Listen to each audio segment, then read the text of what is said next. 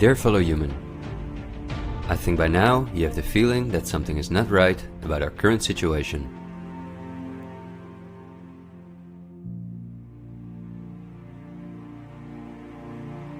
But I also think that the many ill-founded conspiracy theories may have caused you to distance yourself from both the media scaremongering and from those who spread the conspiracy theories. Still, I hope you will listen to me for a moment, because as you watch this video, hundreds of millions of people worldwide are falling into poverty because of the measures that have been in place for so long.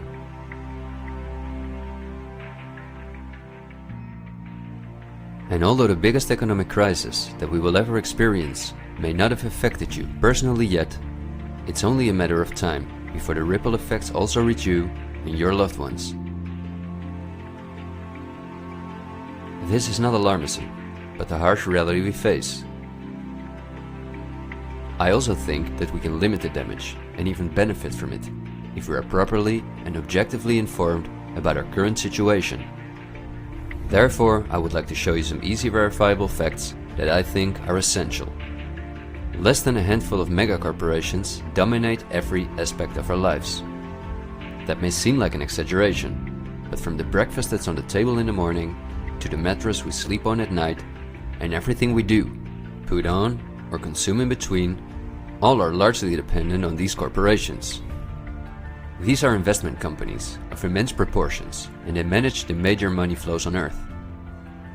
They are the protagonists of the play which we are currently witnessing. So as not to take up too much of your time, I've summarized the most important information as briefly as possible. How does it work? Let's take as an example a company like PepsiCo, which is the parent company of many of the most popular soft drinks and snacks in the world. There appear to be many different competing brands, but they all come from the factories of a small number of corporations that together have a monopoly on the industry. Within the packaged food industry, there are a number of other major companies such as Unilever, the Coca-Cola Company, Mondelez, and Nestlé. On this image, you see that virtually every well-known brand in the packaged food industry belongs to one of these corporations. You can easily get this kind of information. You can verify it on the websites of the relevant brands or on Wikipedia. Companies of this size are usually publicly traded and have a board where the largest shareholders call the shots. On websites like Yahoo Finance, we can find detailed company information, including who the largest shareholders of these companies are. Let's take PepsiCo again as an example. We see that 73.14% of the shares are held by no less than 3,379 institutional investors. These include investment companies, mutual funds, insurance companies, banks, and in some cases, governments. Let's look at who the largest institutional investors of PepsiCo are. As you can see, just 10 out of the 3,379 investors account for almost 1/3 of all shares. The combined share capital of these top 10 has a value of approximately $60 billion. But of those 10 investors, 3 own more shares than the remaining 7.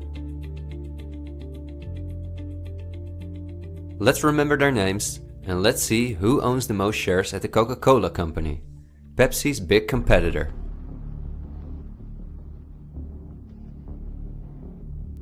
We see that just like with PepsiCo, the majority of the shares are held by institutional investors. Let's look at the top 10 and start with the last one of them. 4 out of these 6 institutional investors we also saw at the last 6 of PepsiCo. These are Norton Trust, JP Morgan Chase, Geode Capital Management, and Wellington Management. Now, let's look at the 4 largest shareholders. 3 of these we also saw in the top 4 at PepsiCo. They are BlackRock, Vanguard, and State Street. And there's another one, Berkshire Hathaway. These are the 4 largest investment companies on the planet. PepsiCo and Coca-Cola are anything but competitors. But also the other big companies that own many brands, such as Unilever, Mondelez and Nestlé, are owned by the same small group of institutional investors, and you don't only find these names in the packaged food industry. For example, let's look up on Wikipedia what the largest companies are within the technology industry. Facebook owns WhatsApp and Instagram. Together with Twitter, they form the most popular social media platforms in the world. Alphabet is the parent company of all Google businesses, including YouTube and Gmail, but they are also the biggest sponsors and developers of Android, one of the two operating systems on which almost all smartphones and tablets in the world run. The other operating system is Apple's iOS. Finally, if we add Microsoft to the other three, we see that 4 companies produce the software that almost all computers, tablets and smartphones in the world depend on. Let's see who owns the most shares of these powerful companies. If we look at Facebook, we see that more than 80% of the shares are owned by institutional investors. These are the same names we saw in the food industry. Again, the same investors at the top. Then Twitter, which with Facebook and Instagram makes up the top 3. Amazingly, we see that the company is also owned by the same investors.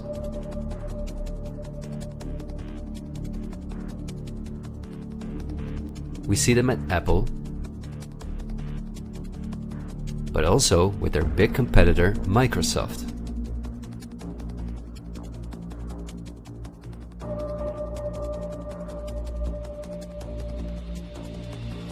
When we look at all the other companies that dominate the technology industry and build our computers, TVs, smartphones and household appliances, we see the same big investors who own a majority of the shares.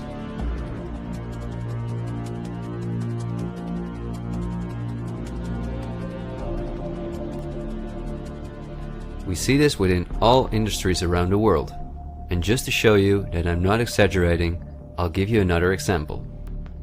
Let's say we want to plan a vacation. On our computer or smartphone, we look for a cheap flight to the sun through websites like Skyscanner and Expedia, both of which belong to the same group of institutional investors. We fly with one of the many airlines, of which the majority of the shares are often owned by the same investors or by governments, like Air France-KLM. The aircraft we fly is in most cases a Boeing or an Airbus. Again, we see the same names. We look for a hotel or an apartment through Booking.com or Airbnb.com. Once we arrive at our destination, we go out for dinner, then we write a review on TripAdvisor.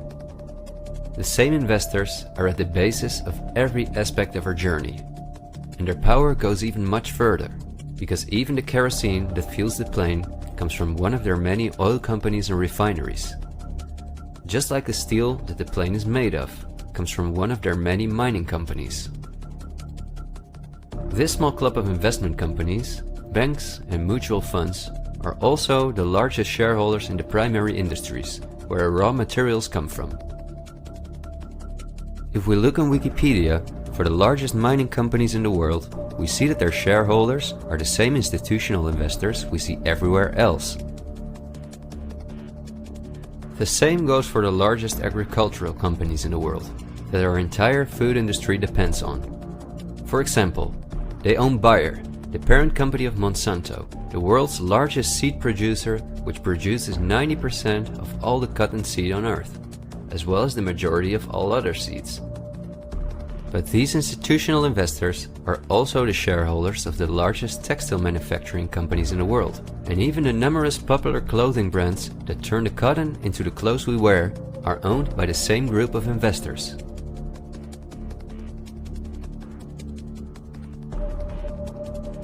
Whether we have the world's largest solar panel producers or the largest oil refineries, the shares are managed by the same companies.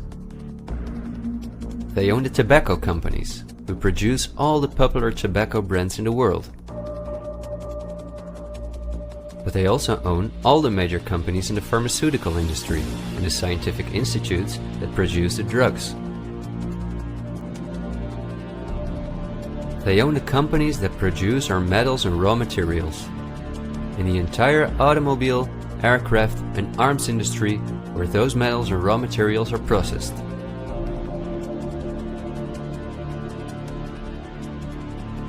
They own the companies that build our electronics. They own the big department stores and online marketplaces.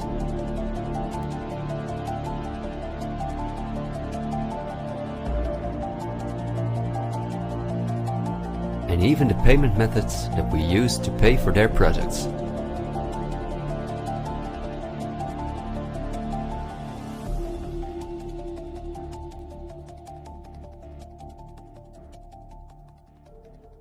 Because I want to keep my story as short as possible, I've decided to only show the tip of the iceberg.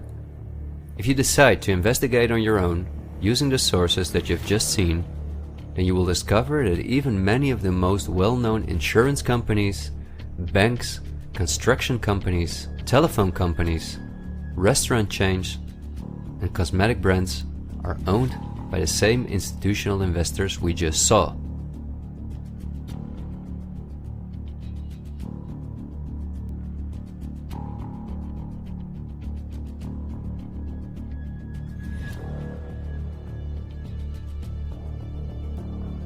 These institutional investors are, as I told you earlier, mainly investment companies, banks and insurance companies. They are in turn also owned by shareholders. Now, what is the most amazing thing? All of these institutional investors own each other's shares, and together they form an immense network that we can compare to a pyramid. The smaller institutional investors are owned by larger investors, who in turn belong to even larger investors. The visible top of this pyramid consists of only two companies, and we have seen their names many times by now. They are Vanguard and BlackRock. The power of these two companies is something we can barely imagine. Not only are they the largest institutional investors of every major company on Earth, they also own the other institutional investors of those companies, giving them a complete monopoly. According to a report by Bloomberg, one of the most respected institutions in the world in the field of financial data and analytics, experts expect that by 2028 both companies will collectively manage about $20 trillion in investments, and in the process will own almost everything on Earth. The same Bloomberg called BlackRock the fourth arm of government, because it is the only non-government entity that has a close relationship with the federal banks, also called the central banks. BlackRock not only lends money to the federal banks, but is also their principal advisor and the developer of the computer system that the federal banks use. Dozens of BlackRock employees had senior positions in the White House during the Bush and the Obama administrations, and currently under Joe Biden. BlackRock CEO Larry Fink is a welcome guest with many heads of state and politicians, and understandably so. He's the face of the company that pulls the strings.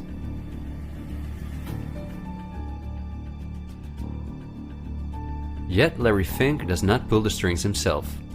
In fact, BlackRock itself is owned by shareholders. And if we look at who those shareholders are, we come to a strange conclusion. We see that BlackRock's largest shareholder is Vanguard, and this is where it gets dark. Vanguard itself has a unique structure that makes it impossible to see who its shareholders or clients are. The elite who own Vanguard don't want anyone to know that they are the owners of the most powerful company on Earth. But of course, this is no secret to those who are willing to look into it. Reports by Oxfam and Bloomberg show that 1% of the world's population collectively owns more money than the other 99%. Indeed, Oxfam claims that as much as 82% of all the money earned in 2017 went to this 1% of people. Naturally, those who own the most powerful company on Earth would also be the richest among this 1%. In other words, they are part of the 0.001%. Forbes, the most well-known business magazine in the world, claims that by March 2020 there were some 2,075 billionaires. Oxfam's report showed that 2/3 of all these billionaires obtained their fortune through inheritances and monopolies. So this means that Vanguard is in the hands of the richest families on earth. If we study their history, we discover that these families have always belonged to the top of the pyramid, some even well before the Industrial Revolution began. Because their history is so interesting and extensive, I will explain some more about them in the follow-up video that I'm currently working on. But in order not to elaborate too far, I will just point out that many of these families belong to royal bloodlines, and they are the founders of our banking system, the United Nations, and every industry in the world.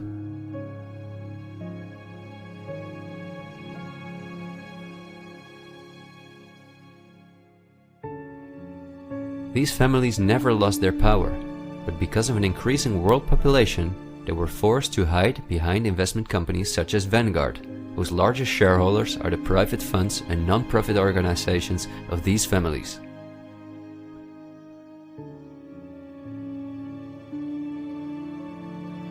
To make the bigger picture more clear, I need to briefly explain something about these non-profit organizations. These are the links that connect the business community with politics and the media, allowing major conflicts of interest. At first glance, however, this is not too noticeable.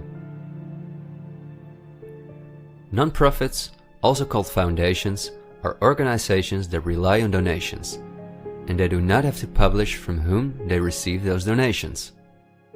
They can invest this money in whatever they want, and do not have to pay tax on their profits as long as those profits are reinvested in other projects that they are involved in.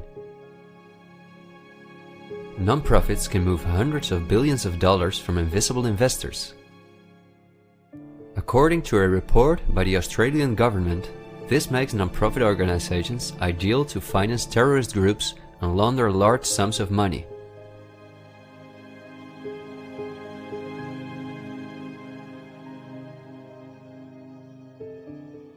The foundations and funds of the families who are highest in the hierarchy of the 1% hide behind the scenes as much as possible.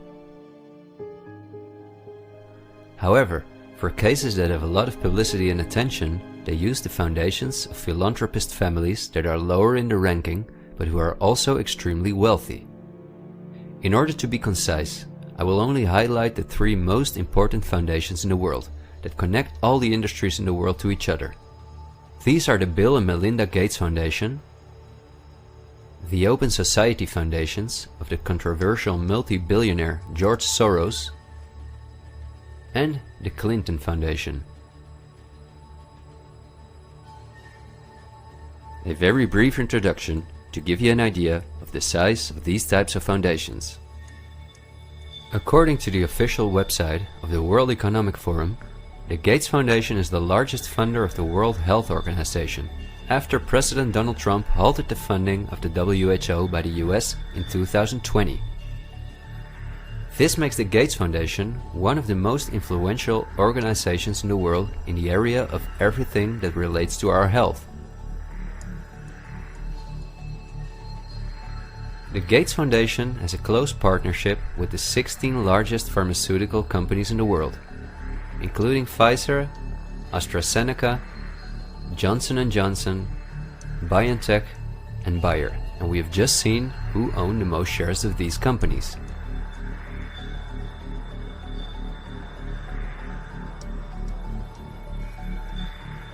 Bill Gates was anything but a poor computer nerd who made it to one of the richest people in the world, but he came from a philanthropic family that, just like himself, worked for the absolute elite. Bill is the founder of Microsoft, which is owned by BlackRock, Vanguard, and until recently Berkshire Hathaway. But at the same time, the Gates Foundation is the largest shareholder after BlackRock, Vanguard, and State Street in Berkshire Hathaway, where he was even on the board for a while. We would spend hours if we considered everything the Gates Foundation, the Open Society Foundations of George Soros, and the Clinton Foundation are involved in. But because they connect us with the next topic and with the current events, this brief introduction was important. I think the next topic should start with a question. A random person like myself, with very little experience in video editing, using an old laptop, can in 20 minutes objectively portray that only 2 companies have a total monopoly over all the industries in the world.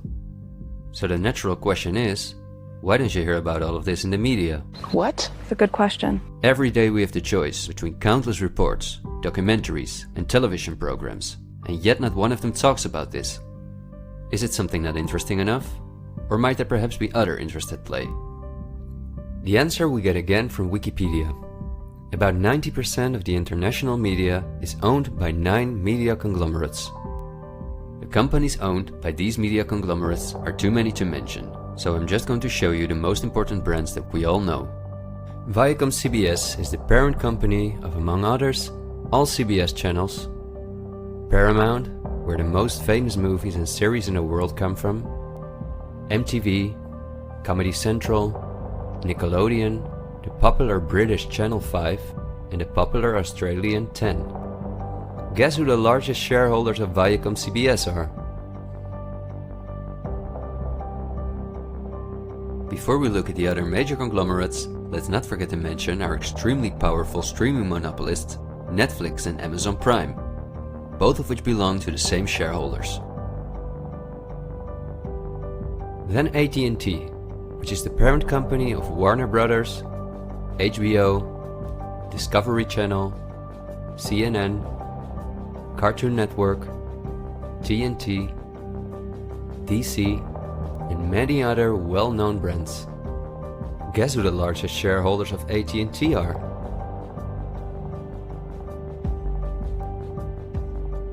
The third one is the all-powerful News Corp. This company owns many of the most well-known national and regional newspapers, magazines and TV channels in the US, the UK and Australia.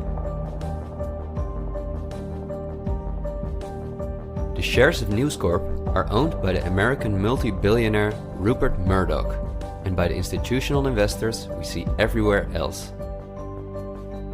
News Corp's sister company is Fox Corporation, which is also one of the most powerful media conglomerates on Earth. Just like News Corp, it is owned by the Murdoch family and the usual investors. Then the Walt Disney Company, a conglomerate of unimaginable dimensions, with many subsidiaries such as Pixar, Marvel, 20th Century, Lucasfilm, ABC, National Geographic, and Hulu. Who are their biggest shareholders? Another powerful media conglomerate is Comcast. This is the parent company of NBC, DreamWorks, Universal, the Sky Group, Focus Features, Xfinity, and many other major media brands. As you would expect, their largest shareholders are Vanguard and BlackRock.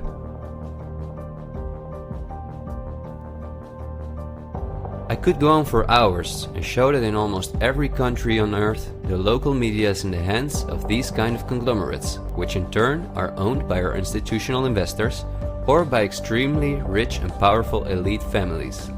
In the UK, for example, virtually all popular newspapers and magazines are owned by the Daily Mail Group, Reach, and the aforementioned News Corp. In the Netherlands, the entire media is in the hands of the Persgroep, Mediahuis and Bertelsmann. And in Germany, the entire media is either controlled by the German government, ProSiebenSat.1, Axel Springer, and again, Bertelsmann, which is also a conglomerate of unprecedented dimensions. Not only is this the parent company of the largest book publisher in the world, Penguin Random House, and owner and founder of BMG Music, Bertelsmann also controls a large part of the European media through their subsidiary RTL, a company with 67 TV channels, 10 streaming platforms and 38 radio stations. Bertelsmann is owned by the ultra-rich Bertelsmann-Mohn family, who openly collaborated with the Nazis. Because of this, Reinhard Mohn was held as a prisoner of war in the US. Besides RTL, Bertelsmann also owns a large part of the French mainstream media. And together with Mediaset, the powerful Italian conglomerate of former President Berlusconi that controls the most important part of the Italian mainstream media, they also own all popular Spanish TV channels. Now, to complete the picture, let's look at where the news comes from that all these media outlets are feeding us on a daily basis. The various news media do not produce their news themselves, but use information and images from news agencies such as Reuters, the Dutch ANP, and the French AFP. These organizations are anything but independent. Reuters is owned by the powerful Canadian Thomson family. The ANP is owned by Dutch investor Kees Omen, and the AFP is largely financed by the French government.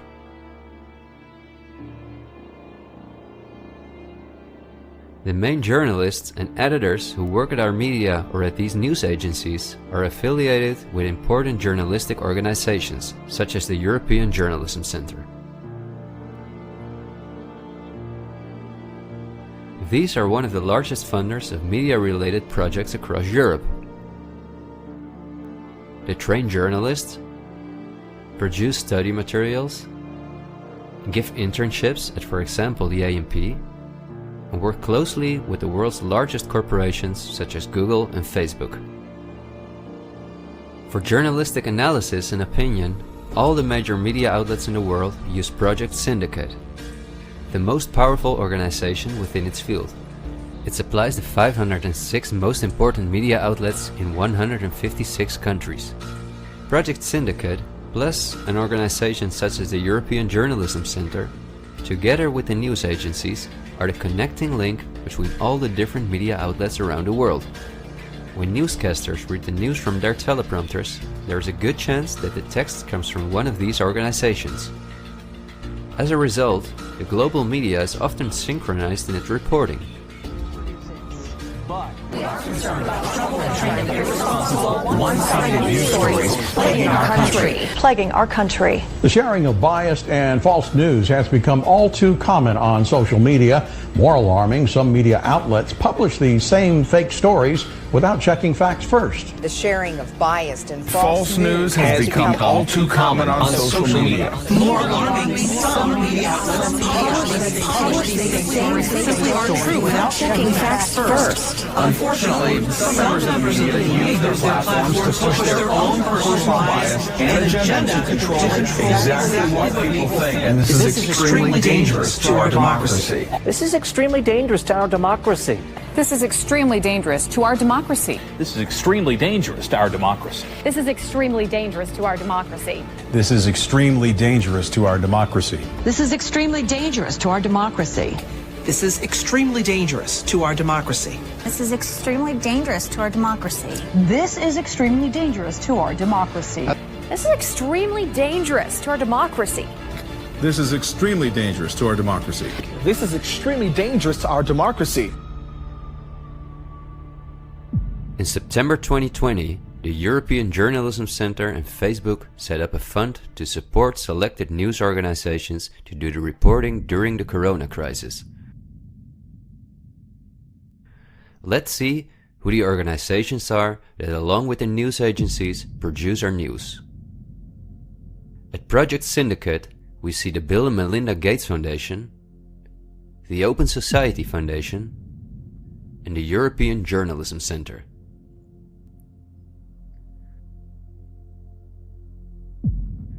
Then the European Journalism Centre itself. Again we see the Gates Foundation and the Open Society Foundation. And they also receive large donations from Facebook, Google, the Dutch Ministry of Education, Culture and Science, and from the Dutch Ministry of Foreign Affairs. The organizations that are at the heart of our information flow are funded by the non-profit organizations of the same elite who also controls the entire media. However, a part of our tax money goes to these organizations as well.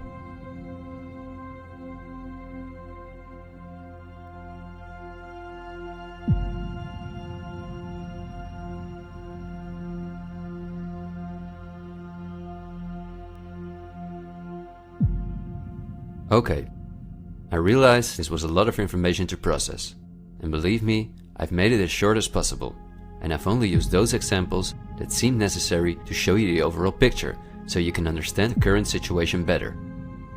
It is an all-encompassing topic that can change our view on many historical events, but my goal is to inform you about the danger in which we presently find ourselves. There will be enough time for us to delve into the past, so let's talk about the current events now. The elite that controls every aspect of our lives, up to the information that we receive, depends on an unimaginably coordinated collaboration to keep all the different industries on Earth connected to each other, in order to ensure they all work in the elite's interests. This happens at the World Economic Forum, one of the most important organizations in the world. At its annual meeting in Davos, the CEOs of the largest companies on Earth gather along with heads of state, politicians, and other influential individuals and organizations like UNICEF and Greenpeace. Serving on the board of trustees are former US Vice President and climate change guru Al Gore, BlackRock CEO Larry Fink, the President of the European Central Bank Christine Lagarde, the Director of CERN Fabiola Gianotti, the Queen of Jordan, the Director of the International Committee of the Red Cross Peter Maurer, and many other politicians and CEOs of the world's most influential companies. According to the WEF's official website, their annual membership fee ranges between 53,000 and 530,000 euros. But according to the WEF's year reports, around 71% of their total budget comes from its partners, who in this way pay for the membership of young politicians who cannot afford their own fee. Wikipedia reports the following. According to critics, the WEF is a business forum where the wealthiest companies can negotiate deals with other companies or with politicians. The purpose of the WEF for many of the participants would be personal gain instead of solving global problems. I don't like to make assumptions, but would there be so many problems on Earth if the key industry leaders, bankers and politicians since 1971 had gathered annually to solve our world's problems? Is it not strange that the world's leading environmental organizations have been meeting for 50 years with the CEOs of the most heavily polluting corporations while things just keep getting worse for our natural world?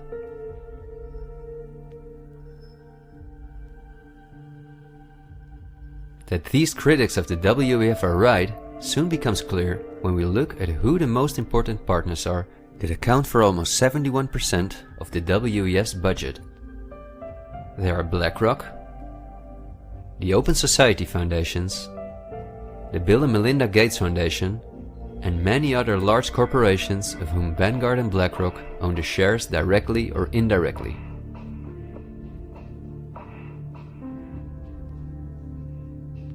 The president and founder of the WEF is Klaus Schwab, a German professor and businessman.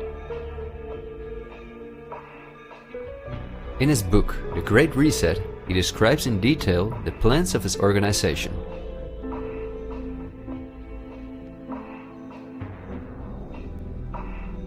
The coronavirus, according to him, is the excellent opportunity to literally reset our society in every regard. He calls this Build Back Better, and this slogan seems to be the motto of all globalist politicians in the world. And it's now a historical moment, a crucial moment, to rebuild the future, to reset our policies. And of course, we also want to work together on building back better. You know, I said we're going to build back and we're going to build back better. It's certainly a major crisis, but it also offers us a unique opportunity. We must use this historical opportunity. Together we can turn a crisis into an opportunity. But this global pandemic has also created an opportunity to build back better. To build back better later. But also to build back better. To build back a better world. To build back better. We can't just build back, we got to build back better. And achieve the Sustainable Development Goals. And climate action is an essential part of that. According to Schwab,